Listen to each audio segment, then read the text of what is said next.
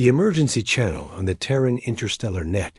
blinked to life at 0500 UTC, pushing a Class O signal through every secure relay in Reach Sector 3, because something massive had entered proximity space just beyond Halion. Reach, something neither broadcasting nor drifting, according to any known physics, and its presence was causing localized gravitational tides to pulse with a strange, rhythmic pattern that didn't correspond to natural orbit or synthetic. Signal Compression Admiral Senya Albrecht did not allow speculation to poison her judgment, even as her bridge crew exchanged quick, loaded glances over the unspoken implication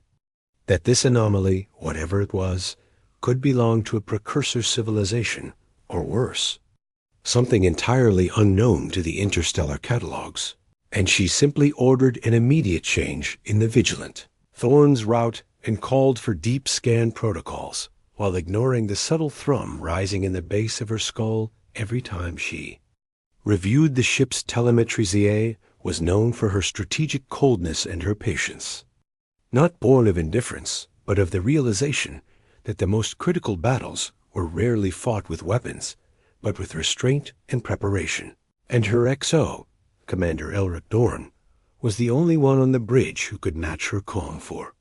Calm, a former xenocultural analyst turned officer after the Sekere proxy war, whose presence alone gave the science team a sense that their work would be shielded, no matter the political storms, already beginning to form across allied and rival channels alike. The object was not floating, but holding, suspended in gravitational balance at the edge of a dying binary system, encased in carbon-laced alloys unknown to human metallurgy, yet still showing signs of structural logic symmetry, directionality, perhaps even intention until Dr. Mara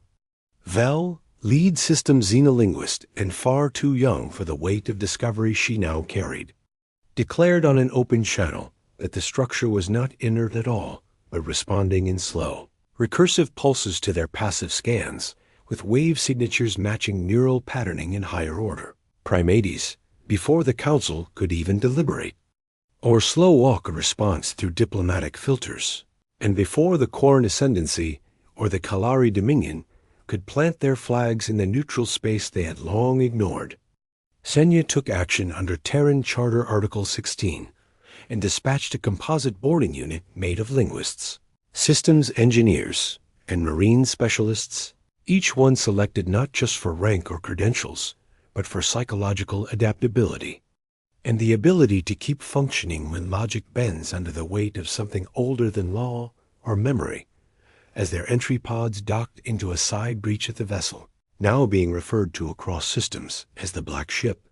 Every human heart on board tightened at once, because the internal gravity adjusted smoothly to human norms without calculation delay, and the walls around them shimmered with surface layers that flickered through Earth-standard architecture before, settling into something resembling a Terran command structure, as though the ship were reaching across time to make them feel just safe enough to keep walking. What shook even the most experienced among them was not just the visual familiarity or the controlled atmosphere, but the language etched into the entry chamber walls. Latin, old Earth Latin, not spoken in 1,000 years, written in typed logical sequences that resembled command code but conveyed something deeper, something like warning or invitation, or both. And when Commander Dorn ran his fingers along one of the symbols, he muttered under his breath that this ship wasn't just mimicking humanity, was reading them, and it had already started to change. By the 6th hour inside the Black Ship, the structure had begun to alter itself with patterns that couldn't be dismissed as coincidence or mimicry anymore, because each room revealed a deeper alignment with Terran design, not just in architecture, but in psychological flow, such as the placement of corridors to reduce decision fatigue, or the lighting adjusting subtly to ease eye strain in high focus zones. And when Dr. Vel ran predictive modeling on the sequence of changes, the results were uncomfortably clear. The ship was not passively reacting. It was adapting to human cognition and planning cycles with accelerating precision. They moved deeper, through what now resembled a hybrid of naval command decks and ancient archives, where the walls no longer shimmered randomly, but began to display visual feeds of possible Earth, timelines treaties that had not been signed yet, names of Terran officials whose careers were only theoretical, and projections of potential war fronts. Mapped out to the smallest tactical detail with strategies so specific that even Admiral Albrecht was forced to acknowledge, in private, that this ship either had predictive access to Terran decision structures or had modeled them with such fidelity that the difference no longer mattered. Alec Dorn, who had made a career out of not jumping to conclusions, sat with Maravel in the quiet central core, while a low harmonic hum pressed into their spines, watching a looping simulation that showed the assassination of a Terran envoy. 3 weeks from now, during a pending summit with the Elyari Compacta Summit, whose location had never been released to the public, and while both of them understood the diplomatic danger of acting on a prediction from a non-human source, neither one could ignore the details, the uniforms, the grain of the floor under the attacker's boots, all unmistakably real when the summit was quietly moved to a secure channel under the guise of medical quarantine, and the would-be assassin was apprehended 2 days later, carrying false credentials that matched the black ship's projection exactly. The entire Terran High Council realized that the artifact was not merely a relic or an artificial oracle, it was a mind, or something like it, one capable of modeling human probability space so well that it might as well have been looking forward. This was when the other empires began to respond with more than suspicion, because while humanity had been exploring the ship, the Quarn Ascendancy had launched a sensor net across the sector and determined that the black ship was emitting a low-frequency data signature unlike any recognized in current or archived protocol, a transmission layered in quantum cycling that no known cipher could fully track, but which appeared to be focused deliberately on Earth-aligned command nodes only at the next Neutral Systems Summit. Kalari Admiral Savant Torkel Ru stood before the Terran delegation and calmly accused them of attempting to trigger an ancient weapon, invoking charter violations and demanding immediate disengagement from the black ship, with threats of orbital lockdown and fleet mobilization, citing security and balance of power protocols that were normally reserved for rogue civilizations and existential threats. Albrecht didn't flinch, nor did she rise to the bait of emotional escalation, and instead requested 36 hours to conduct what she called internal sovereignty assessment, a phrase the Kalari clearly recognized as deliberate bureaucratic delay, but which gave her team enough time to implement Protocol Argent, a distributed data firewall and counter-influence program designed to protect against psychological incursion and network destabilization, and to funnel the ship's feedback loop through logic-based interpretation frameworks to prevent subconscious manipulation of human decision-making. Given as these digital fortresses were installed, 2 human operatives embedded deeper into the ship's core reported a breach in static chambers housing visual simulations of galactic conflicts, models that consistently ended in human survival, even dominance, not because of superior technology or numbers, but because of moral adaptability, leadership variation, and non-repeating tactics rooted in diverse planetary culture, which the ship had apparently labeled as a prime evolutionary advantage. And the most unsettling part, whispered only in closed neural meetings between the highest-ranking officers, was that in every simulation where humanity lost, it was not because of enemy superiority, but because humanity had refused to evolve past its own fear of what it might become if it dared to fully understand what this ship was offering. At 0400 Terran Standard, deep within a chamber that had previously shown no entry points or structural seams, the black ship revealed a vaulted sphere composed of interlaced material that resisted all forms of spectral analysis. No radiation bounce, no electromagnetic response, not even basic gravitational interference, until Dr. Vell acting on a hunch formed during one of the ship's recursive Latin pattern loops, issued a simple spoken phrase that unlocked it with a soundless pressure. Shift and exposed a pulsing core, labeled and reconstructed. Pre-human glyphs with one translated heading that set a silence through every translator node THEE. First lock. Species conviction pattern, a read the room that emerged, was not built for weapons or navigation or communication, but for judgment, constructed like a hall of reflection, layered with ambient light fields and low-tone resonance that responded to neural rhythms instead of physical movement. And it became immediately clear that this was not an archive in the conventional sense, but an interface that required an ideological input, something more abstract and dangerous than access codes or language. Proficiency attempts by human AI systems to emulate cultural values in code failed instantly. Rejected not with hostility, but with unambiguous diagnostic feedback, insufficient variability, core contradiction unresolved. And when Elric Dorn entered the chamber alone and spoke not as an officer, but as a former cultural analyst, sharing a personal memory about how human societies had risen not because of uniformity, but because of disagreement and the ability to change position under pressure,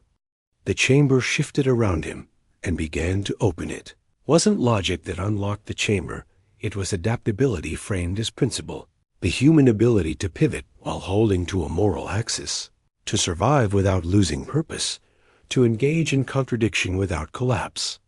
And as the spherical chamber dissolved into floating data fragments, the black ship released its first true message in structured Terran dialect.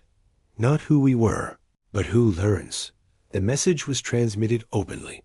not just to Terran command, but across the sector. And within hours, the Quarren Ascendancy and Kalari Dominion both moved fleets toward Halion Reach under the pretense of peacekeeping, though their forward ships were clearly running aggressive scans and ranged weapon capacitors at near readiness, prompting Earth to activate its regional defense grid and push diplomatic envoys to the nearest arbitration satellites in a race against escalation. At 2100, a hardline transmission from Kalari Admiral Savant Moreau came through all known channels, issuing a formal ultimatum under Interstellar Accord Clause 9, immediate withdrawal from the Black Ship and surrender of all recovered data cores under threat of orbital quarantine, citing emergent risk factors and violation of containment. Boundaries regarding ancient or autonomous technologies capable of ideological alteration. Senior Albrecht listened to the ultimatum without a word, then requested access to Command Deck Echo, a dark analytics node only accessible to Terran Strategic Authority at Level Red clearance, where she reviewed psychological modeling simulations and xenopolitical forecast paths, including scenarios, where yielding to the ultimatum led to diplomatic paralysis, increased alien encroachment, and internal human instability due to perceived capitulation instead of war. She issued Protocol Cernox, a maneuver set designed not to attack, but to hold ground through strategic transparency, including the release of selective black ship data to allied systems, backed by public ethics briefings and multi-language explainers of human principles of self-governance, cooperation, and controlled integration, forcing the narrative into a domain the Kalari were least equipped to fight in. Public ideological discourse, the Kalari's visible discomfort. The move drew cautious respect from other neutral species, including the Eliari and the Menin, both of whom petitioned for observer access rather than blockade enforcement. And it became clear that the Terran strategy wasn't just about holding territory, but redefining the rules of engagement under the black ship's gaze. And while surface scans still showed no weapon systems on the artifact, a new signal began to emit from its core broadcasting toward Earth-controlled diplomatic stations, only written, in a tone that was neither threat nor praise. Adaptation in motion. Choice begins now. By the time the first Kalari plasma arc fired across Halion Reach, slicing the wing from a neutral Eliari support vessel that had refused to retreat, The space above the black ship had already shifted from contested to volatile, and Terran Command had no choice but to engage Protocol IronNet, deploying autonomous shield satellites and pre-authorized drone swarms across 3 vectors, while the main human fleet repositioned into dynamic spiral formations, designed not to dominate the field, but to control tempo and contain spread. It was not a war of annihilation, but of containment and signal, fought in dense proximity to something neither side fully understood. And while Kelari ships poured heavy fire into the flanks of the vigilant Thorn second line, they met resistance unlike anything they had encountered before, not in firepower, but in fluidity, because Terran captains weren't just following orders, they were interpreting evolving formations in real time, trusting Ship A's co-pilots and distributed leadership trees that allowed independent tactical shifts without chain breakdown during the peak of the engagement. A single human cruiser, the Turn's Veil, sacrificed itself to hold a Kelari battleship in gravitational tetherlock, long enough for evacuation pods to slip clear of a collapsing orbit corridor, and the decision, made by Captain Mahir Fallon, without command input, became a point of whispered awe, even among alien observers who had once called human instincts chaotic and prone to failure under pressure. And while ships burned and systems flickered with damage reports, the black ship remained motionless, untouched, silent, but never passive, because within its core chamber, the data structure had begun folding inward, recalibrating not from external events, but from internal human patterns of behavior observed during the conflict. And when Dr. Vell returned to the archive chamber alone, blood still on her boots from the blast that killed half her team, she found that the central node had changed again this time. It was not showing futures or probabilities, but reflections, Earth's, historical moments of fracture and choice. From near collapse during the climate exodus to the tentative peace negotiations after the Mars independence crisis, layered with analytical overlays, tracking not outcomes, but what triggered human shifts in direction. She wasn't being shown what would happen. She was being shown why it ever had. As the chamber stabilized, it offered her one final choice: two extraction protocols, one labeled in Terran as immediate total cognitive uplink, which would deliver the ship's full archive into human systems instantly, but with unpredictable side effects on socio-political structures, and another labeled co-adaptive recursive integration, a gradual knowledge release over decades or centuries, allowing human systems to evolve alongside what the ship deemed multi-directional truths. Back on the bridge, Admiral Albrecht and her senior staff stood in the middle of contradictory reports. A partial Kelari retreat, prompted by unexpected morale collapse, offers of temporary ceasefire from 3 minor empires, and internal calls from Earth for the fleet to seize the opportunity and take the ship now, before diplomacy diluted control, but in the ship's shadow. No one who had truly seen it could ignore the implications of forceful acquisition, because it was no longer a vessel or an object of study. It had become a mirror, and the longer they stared into it, the more they began to understand that humanity was not just unlocking something ancient, it was unlocking something within itself that could never be returned to silence. 3 days after the ceasefire was observed, and 2 days after the Kelari Dominion issued a formal but empty denunciation of all parties involved, the Terran Unified Council convened in secure orbit around Halion Reach, not to declare victory or assert control, but to decide whether knowing everything was worth the price of becoming something else entirely. Because the black ship had extended its final offer in unambiguous terms: take all of it now, and change irrevocably, or build with it slowly, with restraint, under the strain of time and doubt. Admiral Albrecht, seated at the heart of the delegation chamber, delivered the briefing herself, not as a fleet commander, but as the quiet architect of the standoff's outcome, laying out what she called the Pact of Adaptation, a proposal that humanity would not extract the ship's knowledge all at once, but instead create a living research installation around it, one with rotating access councils, ideological review boards, and long-term protocols for integrating knowledge that required debate before deployment in a surprising shift. The proposal passed nearly unanimously, not because every delegate trusted it,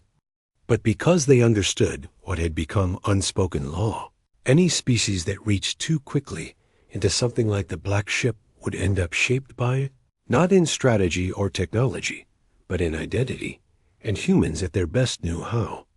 To pace themselves against the weight of the unknown, instead of sealing the ship off, Earth opened it, but carefully. The Reach settlement formed over the next 6 years. An expanding orbital academy and cross-species diplomatic compound built not to display dominance, but to model cooperation under pressure. And as the first alien scholars arrived skeptical, but fascinated, they were shown the ship's introductory archive, not as data, but as questions, translated and preserved in human languages, with cultural nuance intact. The black ship did not speak again in phrases, but in choices some species still refused the invitation, calling it Terran soft imperialism, a way to seduce the galaxy with rhetoric instead of conquest. And for a while, that accusation stirred unrest, until the Aliari delegation gave a public speech stating that humanity's greatest weapon wasn't ambition, but transparency under tension, the ability to invite scrutiny while remaining unbroken years past the ship never left its place, and yet its influence spread. Terran diplomatic doctrine shifted slowly,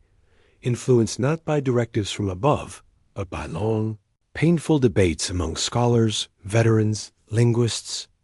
and cultural architects who had walked the ship's halls and come back changed, not by knowledge, but by having seen how deeply they could reflect back on their own fears and still step forward human. Children born aboard Reach never knew a time before the ship, and alien children arrived to learn beside them, not in classrooms, but in simulated thought arenas, where the rules changed depending on how each participant interpreted truth, and in time, the galaxy began to echo with new phrases, not decrees or doctrines, but cautious, curious acknowledgments that humanity had not taken the black ship. It had earned its presence and far beyond the reach of any relay. Inside an archive room that no one had opened in years,